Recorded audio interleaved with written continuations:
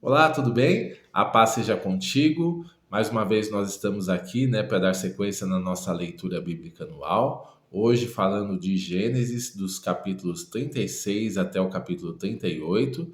E dentro dessa história nós vamos começar a destacar a história e a vida de José, né? José ele vai ser o principal personagem daqui, né, até o final do livro de Gênesis, a história dele, todos os seus acontecimentos. Temos várias lições importantes para nós meditarmos a respeito dos acontecimentos na vida de José, e tenho certeza que vai ser bênção aí para a sua vida, para a nossa edificação e também para a nossa aplicação prática do nosso dia a dia, que é o mais importante, né? Conhecer a palavra e aplicar ela na prática para que nós possamos viver ali a transformação que Deus tem para nós e também o cumprimento de suas promessas em nossas vidas. Bom, dito isso, vamos lá, vamos falar um pouquinho sobre a história de José.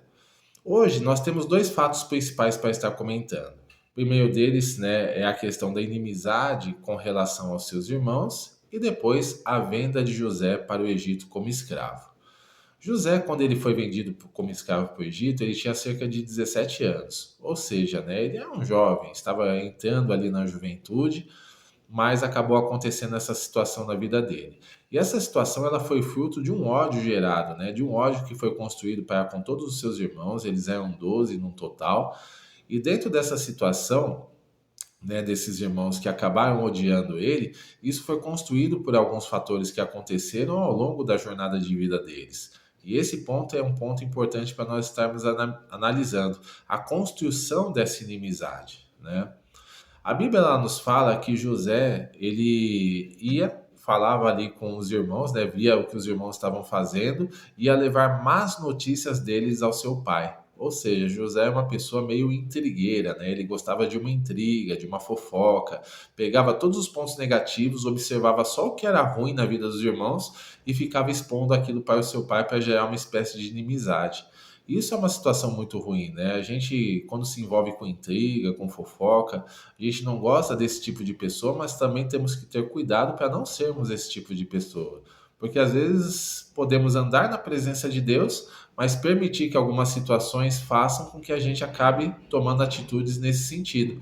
De fofoca, de intriga, de gerar contenda, de falar mal das pessoas, falar mal de circunstâncias, falar mal de situações. E ao invés das nossas palavras acabarem sendo instrumentos de bênção, acaba sendo instrumentos de maldição para aqueles que ouvem, gera peso, as pessoas nos ouvem e ficam com raiva umas das outras, ficam com raiva das situações, ficam com raiva de outras pessoas. E o servo de Deus não foi chamado para isso. O servo de Deus foi chamado para a paz, para trazer palavras de bênção, palavras de vitória, palavras de bom ânimo, e até mesmo nos momentos de repreensão, porque às vezes a gente tem que trazer também uma palavra de repreensão, uma palavra ali, um puxãozinho de orelha, né? Chamar a atenção de alguma pessoa. Até isso, quando é feito com a motivação correta, com amor, buscando a melhora, buscando a correção, né? Para que a pessoa possa viver o melhor de Deus, possa fazer o seu melhor dentro de uma situação que ela está envolvida, até isso é bem recebido, né? Quando a gente está falando em verdade, quando está falando em amor. Então, o servo de Deus, ele é realmente uma pessoa transformada e as palavras dele têm que ser palavras de bênção, de vitória, que fazem os ambientes melhorarem e não piorarem. Faz essas pessoas que nos ouvem realmente se sentirem motivadas a dar o seu melhor, motivadas a buscar mais ao Senhor e até mesmo corrigir erros e falhas, né?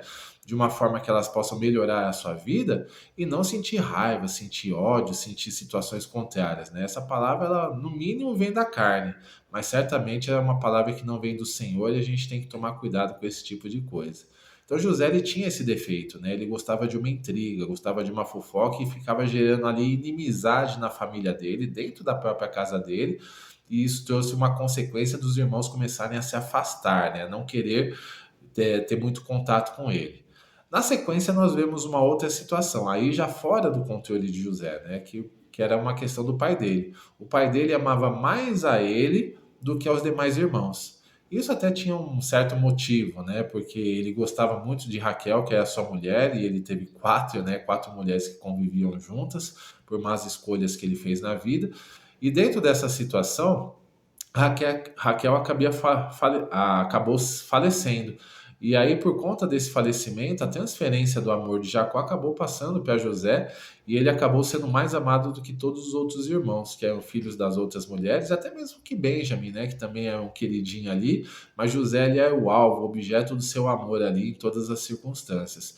E por conta dessa diferenciação, né, de relacionamento, dessa diferenciação de trato, isso também trouxe ali uma alimentação da inimizade. Eles percebendo, os outros irmãos percebendo que José era mais amado, começaram também a alimentar um pouco mais essa questão do ódio contra José, né? Então já tinha a primeira situação da fofoca e da intriga, que se somou a essa situação do pai amar mais a ele do que aos outros. Então a inimizade ela aumentou. A inimizade começou a se tornar ódio, começou a se tornar uma situação onde eles estavam realmente vivendo de maneiras separadas e não conseguiam, né, ter comunhão, não conseguiam andar juntos, mesmo morando na mesma casa, no mesmo território ali. Então é uma coisa que a gente tem que tomar cuidado também, né?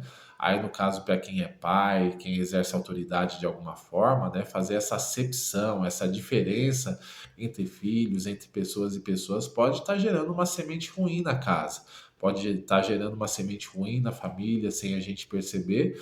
E o amor tem que ser igual a todos, né? Claro que o relacionamento não é o mesmo com todos, porque as pessoas são diferentes, mas a gente nunca pode fazer a acepção de pessoas, né? Falar, eu amo mais esse aqui eu não gosto.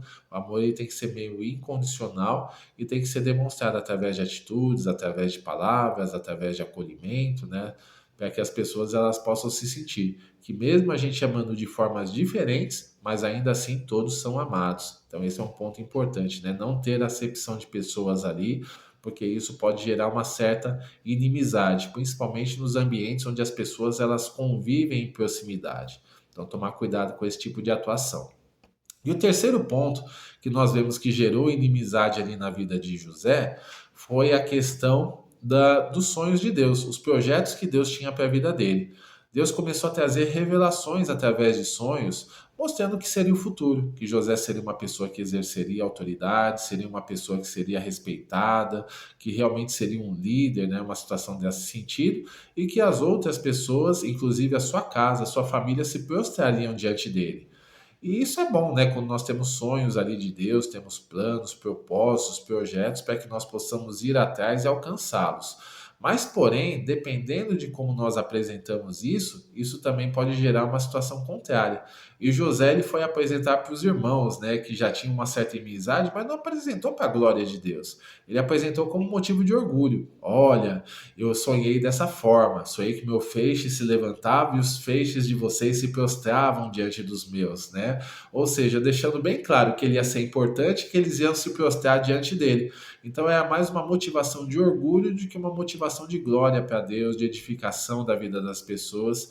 E o orgulho é uma coisa que, por mais que a gente esteja contando uma coisa boa, um projeto, um plano, um sonho, ou até mesmo o cumprimento de uma promessa de Deus sobre as nossas vidas, quando nós contamos com orgulho, aquilo contamina o nosso testemunho, contamina nossas palavras e tem um efeito negativo na vida das pessoas. Porque ninguém gosta de pessoas orgulhosas, né? Ninguém gosta de pessoas que vivem contando vantagem, que se acham melhores do que as outras pessoas. Então a gente tem que tomar cuidado, é pedir para Deus para que realmente a gente não venha a ser tomado pelo orgulho, pela grandeza das suas promessas, dos seus propósitos, porque certamente Deus ele tem um propósito para cada um de nós. Tem coisas grandes para que nós possamos realizar, tem sonhos, tem projetos para que nós possamos viver, mas a gente não pode permitir que o orgulho tome conta do nosso coração e nós venhamos a nos achar melhores do que as outras pessoas e expressar isso, porque senão, ao invés de expressar glória para Deus, vai ter o efeito contrário, né? Vai gerar ali mais inimizade, mais situações como foi na vida de José.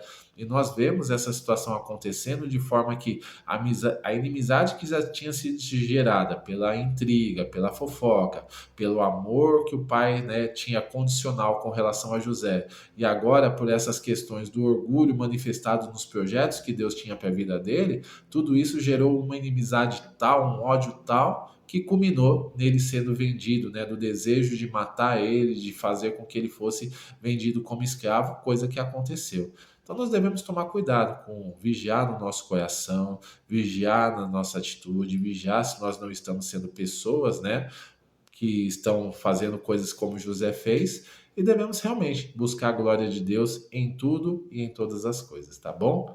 Então essa foi a mensagem para hoje, né? Espero que tenha sido bênção. Meu tempo está se esgotando. Que Deus abençoe, né? E fica na paz. Tenha um excelente dia em nome de Jesus.